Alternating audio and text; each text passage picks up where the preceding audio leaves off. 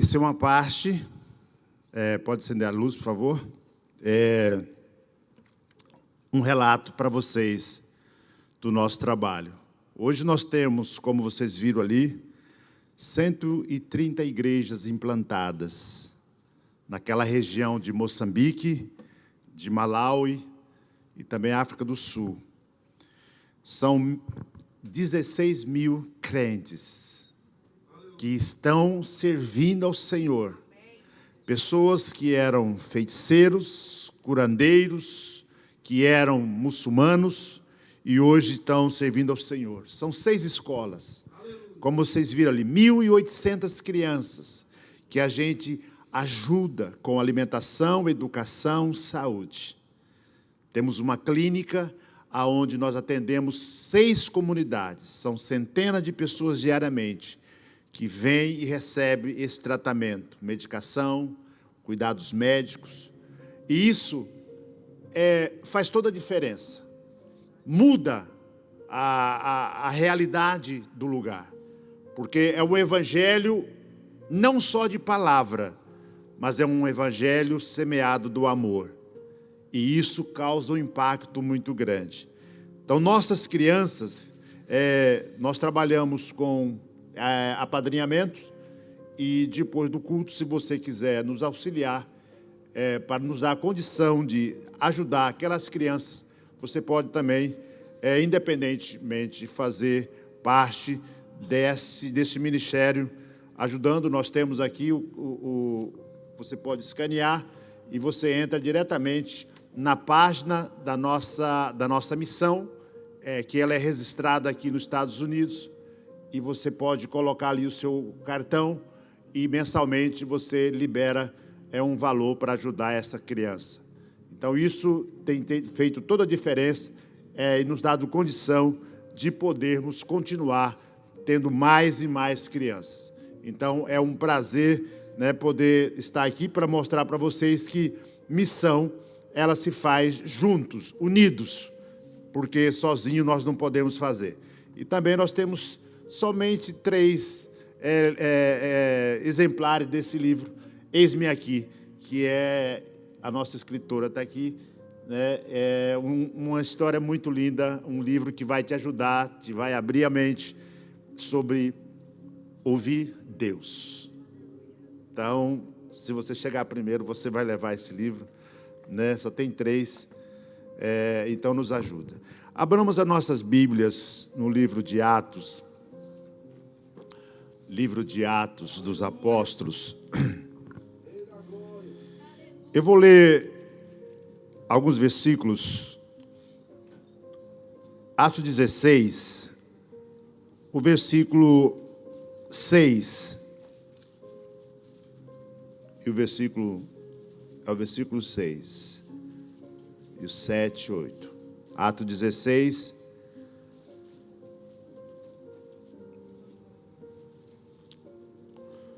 Depois vou ler o versículo 30. Só acompanhe a leitura. Como o Espírito Santo não deixou que anunciassem a palavra na província da Ásia, eles atravessaram a região de Frígia e Galácia. Quando chegaram perto do distrito de Mísia, tentaram ir para a província de Bitínia, mas o Espírito de Jesus não deixou. Então atravessaram a Messia e chegaram à cidade de Troade. Naquela noite, Paulo teve uma visão. Ele viu um homem da província da Macedônia que estava ali pé e lhe pedia: venha para a Macedônia e nos ajude. O versículo 30 diz: depois levou 2 para fora e perguntou: Senhor, o que devo fazer para ser salvo? Eles responderam: creia no Senhor Jesus e você será salvo, você e as pessoas da sua casa. Então anunciaram a palavra do Senhor, e o carcereiro e todas as pessoas da casa dele.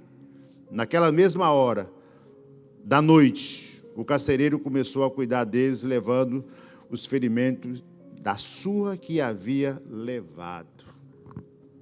Inclina sua cabeça. Pai, em nome de Jesus, nós estamos aqui nessa noite, já sentimos a Tua presença de uma forma muito linda, uma forma tremenda. E nós estamos aqui para Te agradecer por esse tempo, pela Tua palavra que nós lemos aqui. Muito obrigado, Senhor. Em nome de Jesus. Amém. Podem sentar, irmãos. O apóstolo Paulo, ele nos dá muito exemplo de visão, de pessoas que realmente é determinada a fazer aquilo que Deus manda. Isso para o meu crescimento, para o seu crescimento. Essa intimidade, essa relação, esse relacionamento com o Senhor, ele é fundamental para você crescer, para você alcançar aquilo que você quer, para você tocar o coração do Senhor. É necessário que realmente você seja destemível, que você seja sensível à voz de Deus. O que eu quero passar nessa noite para os irmãos é de que nós precisamos ter visões. A visão é necessária para entendermos o propósito de Deus. O apóstolo Paulo, antes Saulo, nós conhecemos a história, nós sabemos que ele era um perseguidor da igreja, que ele era alguém que era contra os princípios, mas ele tem uma experiência, ele é marcado no encontro com o Senhor. Jesus transforma a sua vida, muda a sua vida, e fala: esse vai ser um vaso, esse é um vaso escolhido. Aleluia. Eu quero dizer que você é um vaso escolhido de Deus, para coisas grandes, não é coisa pequena não, é coisas grandes, coisas tremendas. E Deus agora marca ele de uma forma, separa, trabalha na sua vida, molda, tira as escamas, tira tudo aquilo que era prejudicial à sua vida, e abre os seus olhos, abre a sua mente, e ele agora passa a ser um missionário.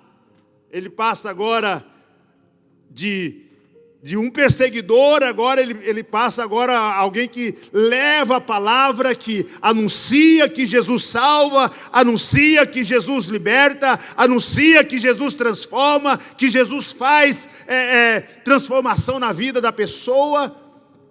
E ele sai proclamando essa verdade, essa palavra, em vários lugares. E aqui foi uma das suas viagens. Ele estava indo para Filipos, ali, aquela cidade.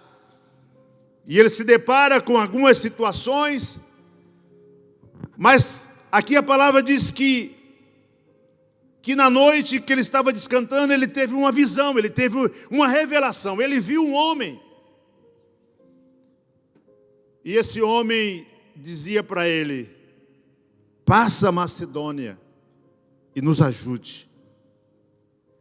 Isso podemos dizer que foi um grito de socorro. Foi um grito de alguém que realmente precisava da intervenção de Deus. E ele entende essa visão, e ele se submete a essa visão, e ele vai. Irmãos, a obra de Deus não é fácil, ela exige renúncia. Para você realizar aquilo que Deus quer, é necessário renúncias. É necessário mudanças, é necessário transformação. Deus quer fazer na sua vida algo grande. Deus quer fazer de você um instrumento para Ele usar nessa sociedade, para Ele mudar vida, para Ele transformar vida. Ele quer te usar para você ser um influenciador de Jesus. Não é só um influenciador de mídias sociais, né? Um influenciador de Jesus. Ele trabalha na sua vida, porque Deus trabalhou na vida de Paulo, porque Deus tirou da onde ele estava, porque Deus queria usar ele como um influenciador para mudar aquela geração naquela época. Mas é necessário, irmãos, renúncias, é necessário pagar um preço. Deus fala para Paulo, ele ouve, ele escuta, alguém precisando de socorro, alguém gritando, alguém morrendo, alguém sofrendo, você tem que ir lá.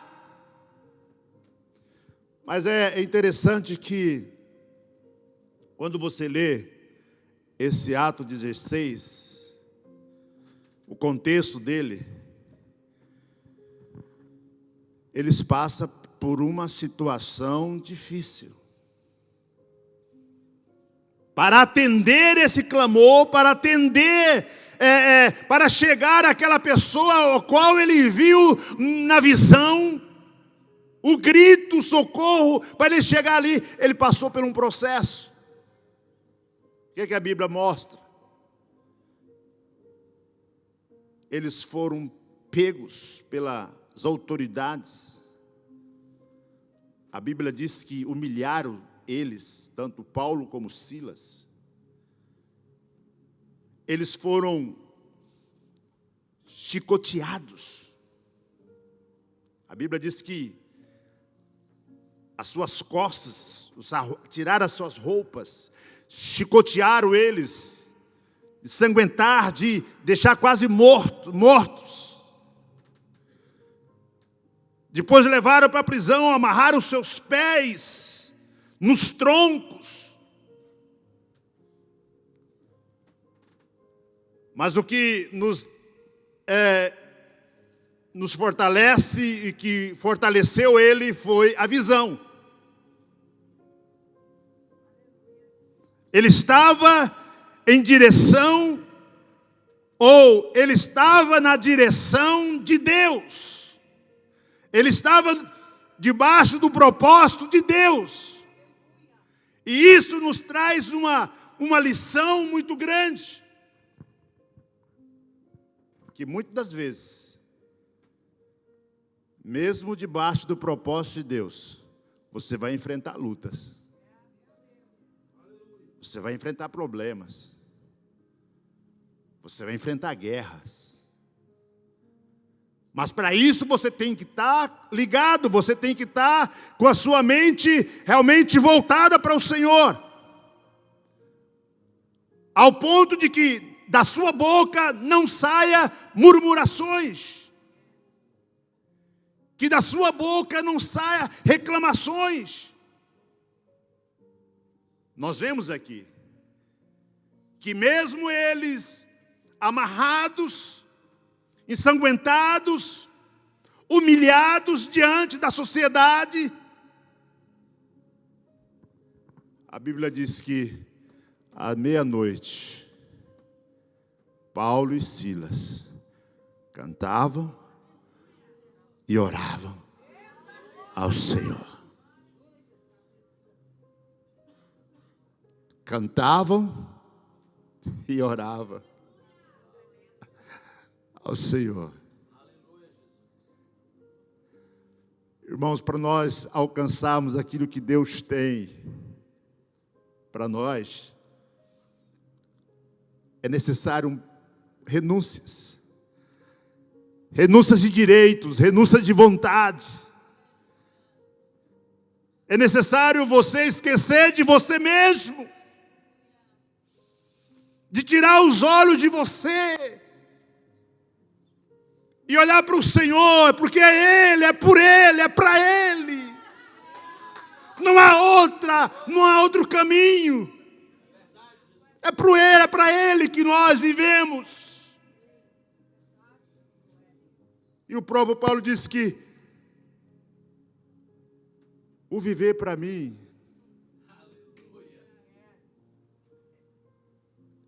o morrer é lucro, estar com o Senhor.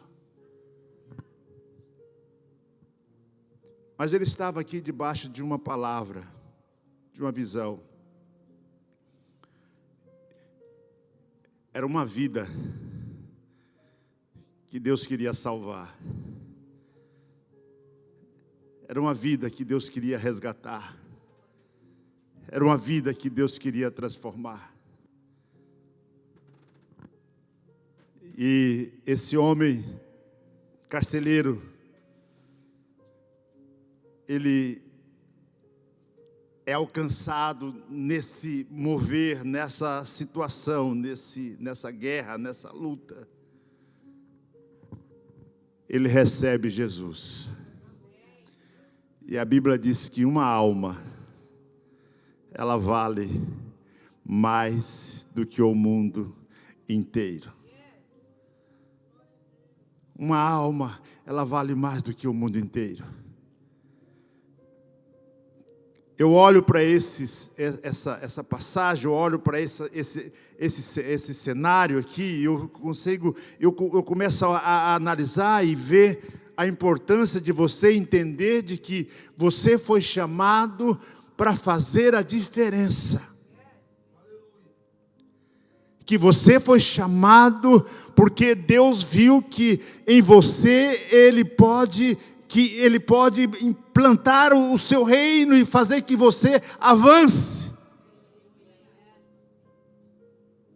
Eu falo isso porque eu vivi há alguns anos.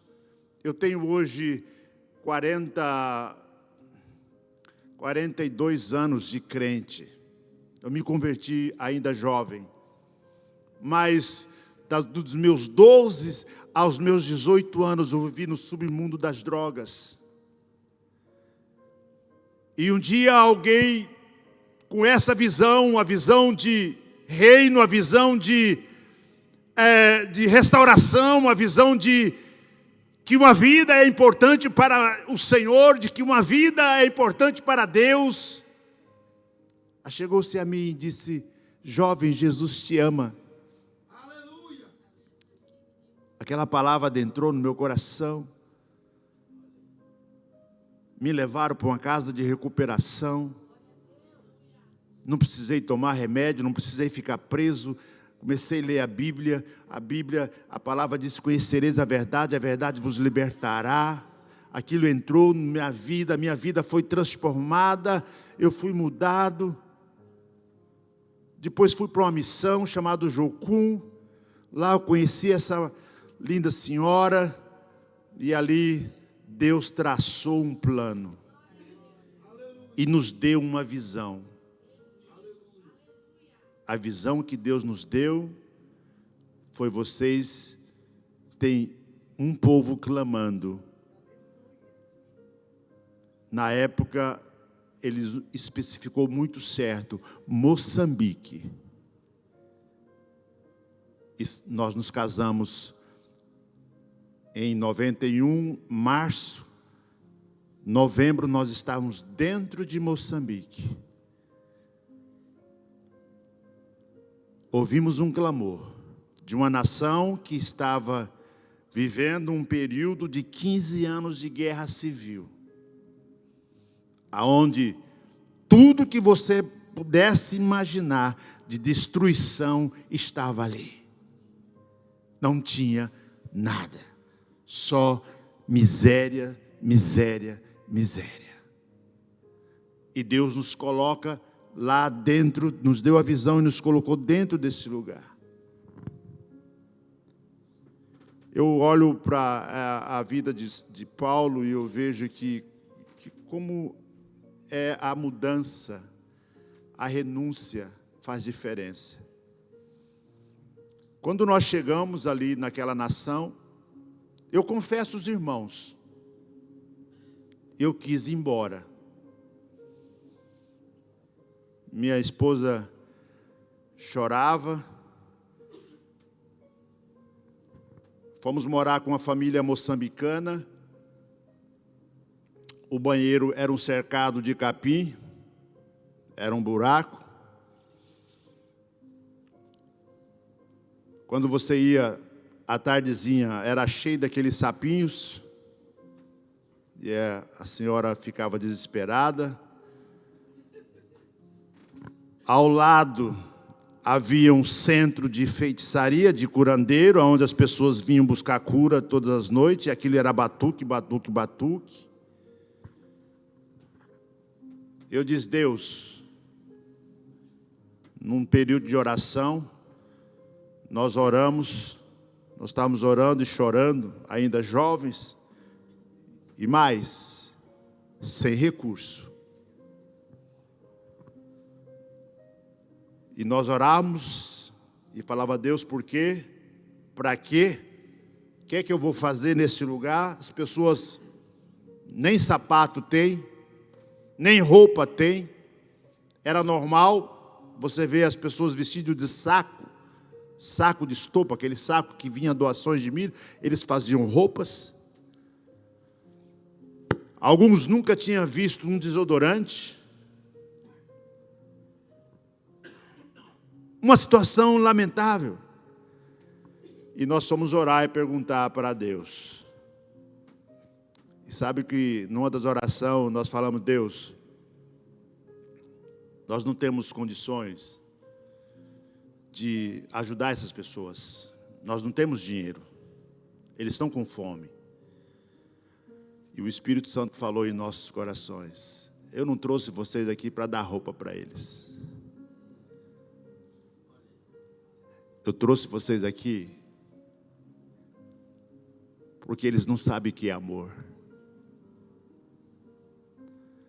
Tiveram 20 anos de guerra contra os portugueses. Depois mais 15 anos de guerra civil. Não tem amor. É um para cada um. E eu quero compartilhar o meu amor com eles. E eu quero usar as suas vidas para que eles me conheçam. Isso é muito sério, irmãos. E esse é o Evangelho. Esse é o Evangelho. O amor de Deus sendo compartilhado em um lugar aonde não te oferece nada. Nada fisicamente, materialmente. São almas, são vidas que estão desesperadas. Aí você tem que renunciar à sua vontade. É Paulo aqui. Renunciar os seus direitos, seu bem-estar, algumas vezes os seus sonhos, para que os sonhos de Deus se concretizem. É lindo o amor de Deus. E esta é a função da igreja. Se a igreja não age nessa atmosfera, nesse mover, nessa visão, está totalmente fora do propósito do Senhor. E ali nós abrimos nossos corações. Éramos passar 2 anos. Faz 33 anos. Deus nos deu os filhos, tanto filhos biológicos e filho espiritual. A minha menina nasceu em 92. Essa aqui teve malária com 3 meses de gravidez, quase morreu. Mas Deus guardou, porque Ele tem propósito.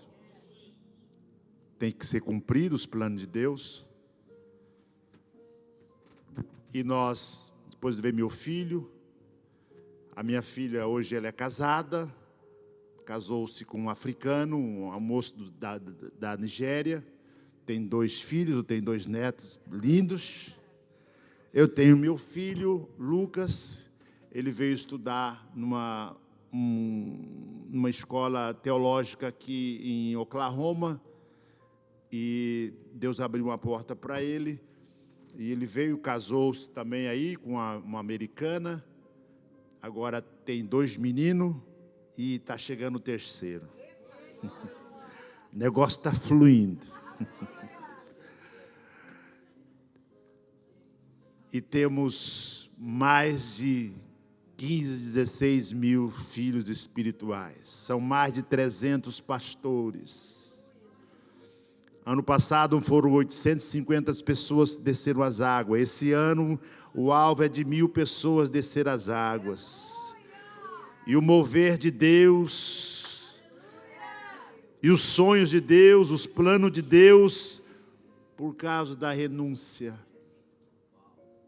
Por causa de dizer, eis-me aqui, Senhor, eis-me aqui.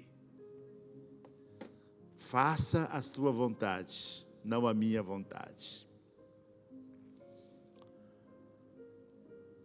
A situação é difícil até hoje. Nós mostramos ali, já construímos mais de 30 casas. Muitos irmãos, mesmo da Bethesda, já me ajudou a construir 2, 3, 4 casas. Aí eu mostrei ali uma casa, nós oferecendo, e aquela senhora, ela tem mais ou menos 40, 50 anos. Ela nunca tinha dormido numa cama. Então o Evangelho chegou na vida dela, mudou a vida dela. Ela saiu daquela cabana de barro, coberta de capim, está na sua casinha de cimento, piso, e tem uma cama para dormir. É o Evangelho. Mais de 1.800 crianças que todos os dias vão para a escola. Chega na escola, tem um café da manhã, tem um almoço. Na sua casa não tem, muitas das vezes. O que é isso? É o Evangelho. Eu cheguei numa comunidade em 2001, eu e a Célia, as pessoas eram possessas, demônios. Tomavam aquelas pessoas, eles faziam uma bebida de umas raízes, e eles bebiam e eles rolavam como animais. Era um negócio terrível, e Deus nos colocou lá. Eu comecei a pregar, comprei um pedacinho de terra, fiz uma capela de 4x8, começamos a orar, a pregar o Evangelho, a orar, a pregar o Evangelho, abrimos uma escolinha, ajudando as crianças. Depois construímos um templo de 9x14, depois um templo de 9x22, e agora está sendo feito um templo de 22x40, para 1.000 pessoas. Tem uma escola para 500 crianças, tem uma clínica que atende centenas de pessoas por dia. O Evangelho está explodindo, as pessoas estão vindo para Jesus. É o Evangelho, o amor de Deus. Mas para isso, nós precisamos de vocês, para continuar fazendo isso. Precisamos de vocês, que tenham essa visão do reino de Deus, visão de mudança, visão de transformação, não uma visão, eu tenho um pastor malauiano, que ele diz, papá, nós não podemos ter visão de galinha, papá, só vê aqui assim, tem que ter visão de águia. Águia vê longe. Aí ele abriu um curso bíblico chamado Eagle Vision. Está treinando homens, mulheres. Faz 2 escolas por ano na Eagle Vision. E cada turma que ele forma, ele manda para uma aldeia, aonde não tem crente, aonde não tem ninguém. E aquele povo vai para lá, para colocar em prática aquilo que eles aprenderam, e abrem uma igreja.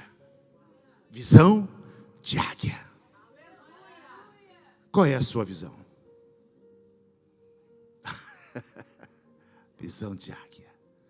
Se você tiver visão de águia, você vai crescer. Você vai crescer. Não só aqui, você vai crescer para cima. Tenha visão de águia. Faça a obra de Deus enquanto é cedo. Amém? O horário já está avançando. Desculpa, irmão, desculpa. O horário já passou. Eu tenho que viajar quase 300 quilômetros. Vamos ficar de pé. Eu quero orar nessa noite. Qual é a sua visão? Aleluias. Lama Shuriandeka. Deus tem projeto, homem. Lama Shorekamahas. Deus quer dar visão aqui nessa noite. Deus quer dar visão. Deus quer abrir os seus olhos. Deus quer abrir os seus olhos. Vem, vamos orar juntos. Vamos orar juntos. Lamacho Indeka. Cadê nosso levita? Cadê nosso levita, homem guerreiro? Deus é tremendo. Isso aqui não é nada, irmãos. Deus quer fazer coisas grandes aqui. Aleluia. Deus quer balançar essa cidade.